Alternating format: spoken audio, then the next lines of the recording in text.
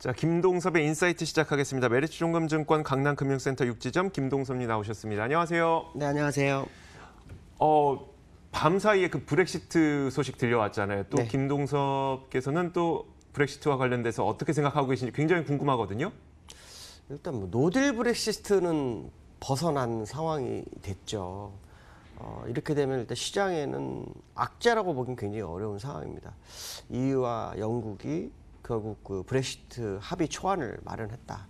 물론 이제 영국 의회에서 통과가 아주 중요한 상황이 됐죠. 근데 좀 신기했습니다. 미국은 주가가 어저께 반영을 별로 안 합니다. 너무 신기하죠. 왜냐하면 저는 그러니까 반영 안 된 거에 대해서 좀 걱정이 좀 됩니다. 시장이 지금 그나마 호재가 별로 없는 상태에서 조그마한 호재에도 시장이 반응을 좀 해줘야 되는 상황이거든요. 근데 전혀 반응을 안 했죠. 뭐 영국 의회를 봐야 된다, 뭐 이런 생각도 하는 것인지 모르겠지만 한편으로는 노딜 브렉시트에 대한 불확실성이 제거됐잖아요. 그렇다면 시장에 굉장한 호재로 작용해야 되는데 전혀 반영을 안 하고 있다는 게 좀 의외다. 특히 미국 같은 경우에는 이제 무협상도 아시겠지만 스몰 딜을 했죠. 또 금리 인하도 가능한 상황으로 제조업이나 또 소비가 굉장히 안 좋은 쪽으로 흘러가고 있어서 시장이 기대치가 굉장히 커질 수 있는데도 불구하고 불이 붙고 있는 것 같은 느낌의 기름을 좀 부은 것 같은데 전혀 굳이 활활 타오르지 않는 미국 시장이죠. 물론 주가로 보면 뭐 역사적 고점이기 때문에 그거로 따진다면 사실은 중요하지 않겠다라고 할 수 있겠지만 제가 보는 기술적 분석상으로는 지금 자리가 굉장히 중요하다라고 항상 말씀드리고 있잖아요. 이런 뉴스가 사실 외부적 충격으로 해서 주가를 좀 끌어올려주는 역할을 했어야 되는데 전혀 뭐 없습니다. 뭐 이게 음봉이었다 양봉일 뿐이지 아무 변화가 없어요. 돌파가 되는 시그널을 좀 줘야 되는데 재료에 약간 둔감해진 상태다라는 해석이 좀 되고 있거든요. 그래서 이번 월이 어떻게 바뀔지 모르겠지만 좀 지켜봐야겠다. 그러나 어쨌든 초안이 마련됐다라는 것은 일단 시장에서는 불확실성이 하나 정도 제거된 상황이죠. 근데 왜 이 부분이 문제가 안 될까요? 이 부분이 시장에 좀 더 도움이 돼야 되나 도움이 안 될까요? 핵심 포인트하고는 멀어져 있기 때문에 그렇습니다. 무슨 말이냐면 지금 무역 분쟁이 가장 중요하죠.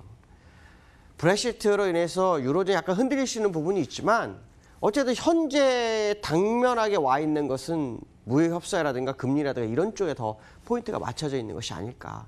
또 실제로 브렉시트 초안이 합의된데도요 유로존 안 갔습니다. 그러니까 이런 부분도 되게 웃긴 거죠. 시장이 굉장히 좀 의외의 상황으로 흔들리고 있다라는 것은 좀 걱정이 된다.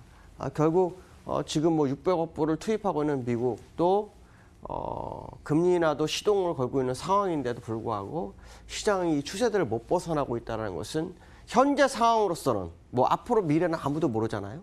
현재 상황으로서는 이 고점이 거의 인정이 되고 있는 과정으로 좀 해석을 좀 해볼 필요성이 있지 않을까 뭐 그런 생각이 좀 듭니다.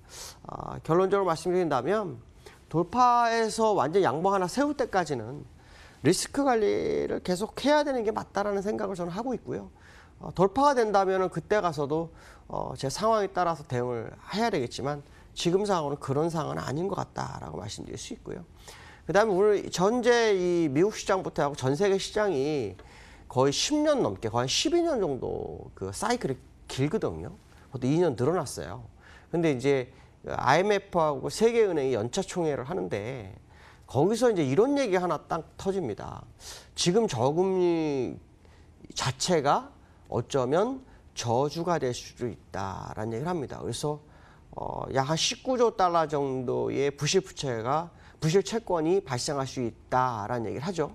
근데 거기서 날짜도 이 무디스 같은 경우에는 약 12개월, 14개월 사이에 경기 침체 가능성을 같이 제기를 해주거든요.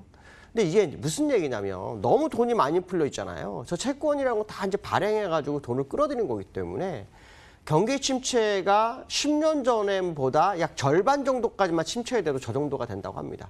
그러니까 사실 이 문제가 굉장히 크죠. 저도 아마 지난번에 이거에 관련해서 계속 말씀을 드리고 있죠. 어떤 뭐 약간 내용이 다르지만 내용은 거의 유사합니다.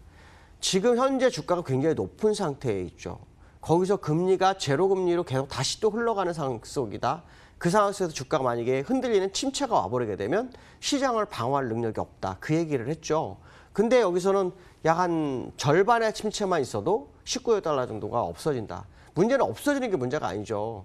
그게 시장에서 대응을 할 수 있는 상황이 굉장히 문제가 될 수 있죠. 그러니까 없어진다기보다는 이제 19조 달러 정도가 시장에서 굉장히 위험하게 된다라는 얘기가 되는데 제가 볼 때는 미국 시장 이 자체가 굉장히 좀 위험하다고 판단하고 있습니다. 그렇기 때문에 제일 좋은 시그널은 아까 말씀드렸던 차트를 완전히 돌파해서 주가가 막 올라가는 거예요. 그런 상태에서 금리를 정상화해주는 시간이 필요하다는 거죠. 그 시간이 오지 않는다면 아까 말씀드린 IMF의 그 어떤 예상치 또 무디스에서 12개월, 14개월의 경기 침체 이게 시장에 큰 충격으로 올 수 있다는 거죠. 가장 중요한 것은 지금 현재 지수에서 돌파가 빨리 돼야 됩니다. 지금 한두 달 안에 돌파가 돼서 막 치고 가야 됩니다. 그 상태에서 금리를 정상화하는 작업을 미국이 해야 되고 우리나라 시장도 그 전에 시장을 좀 부양을 시켜서 주가를 많이 띄워서 금리 정상화하는 과정을 갖지 않으면 결국 무디스가 예측한 12월, 14개월 사이에 문제가 될 거고 IMF가 걱정하는 것은 이 저금리가 결국은 시장의 저주로 다가올 수 있는 소지가 있다. 결론적으로 말하면 딱 하나밖에 없는 겁니다. 주가를 끌어올려서 다시 정상화할 수 있는 기회를 맞지 않는 문제가 된다. 이것을 다 우회적으로 해석한 거에밖에 안 된다라고 말씀드릴 수 있고요. 세 번째로는 국내 시장에 대해서 좀 걱정이 좀 많이 되는데요. 지금 사실은 수급이 완벽하지가 않습니다. 연기금이 일단 그나마 받쳐주고 있죠. 어저께 정부에서 이제 SOC 건설 투자 확대 뭐 이 얘기가 나오고 있는데 사실 이게 어떻게 보면 경기 부양인데 어떻게 보면 무의미할 수도 있습니다. 왜냐하면 지금 주택 공급하고 SOC를 한다고 그걸 살 수 있는 사람이 별로 없거든요. 그러니까 이런 상황이라면 정책적인 문제를 먼저 풀어줘야 되는데 그렇지 않다면 사실 지금 시장이 더 갈 수 있을지에 대한 의문점이 있고요. 또 하나는 이 기술적으로 보면 이제 코스피가 제가 네 번째 갭이 있다고 했잖아요. 네 번째 갭이 있어요. 메우지 못했어요. 어저께도 한 0.5포인트 정도 못 메웠어요. 그럼 갭으로 다 인정하거든요. 근데 여기서 갭 떠서 아일랜드 갭이 나온 것 같은데 또 갭이 나와서 또 나오잖아요. 그럼 변곡수가 나올 확률이 굉장히 높죠. 그래서 이 변곡이 나온다면 우리가 생각해야 될 것은 삼성전자 제가 계속 얘기를 하잖아요. 삼성전자가 제가 지난번에 58,000원, 600원 정도를 말씀드렸는데 기술적으로 제가 그때 선을 이렇게 하나 그어놨었어요. 이거 하나 그어놨고 오늘 이거 하나 그었습니다. 목표치를 다 채운 것 같습니다. 그러니까 시장에 다시 한번 반전의 기회가 올 수 있는 상황인데 뭐 개별 종목이니까 돌파가 될 수도 있죠. 그러니까 돌파되는지를 꼭 확인하셔야 됩니다. 저게 돌파가 되면 기회가 오지만 저게 돌파가 안 된다면 문제가 되죠. 특히 삼성전자 지금 보시면 주봉이 뭡니까? 갭으로 갔어요. 종목에서 주봉 갭은 거의 없습니다. 자, 그 얘기는 무슨 말이냐면 다시 메울 확률이 굉장히 높기 때문에 삼성전자를 보시면서 시장 방향성을 다시 한번 볼 필요성이 있다라고 말씀드리고 싶습니다. 오늘 여기까지 하겠습니다. 감사합니다. 자, 이렇게 시장 공감10 저희가 준비한 소식은 여기까지입니다. 이어지는 프로그램을 통해서도 남은 시간 여러분들 성공 투자하시기 위한 투자 전략 잘 세우셨으면 좋겠고요. 저희는 다음 주 월요일 같은 시간에 찾아뵙도록 하겠습니다. 오늘도 함께해 주신 여러분 고맙습니다.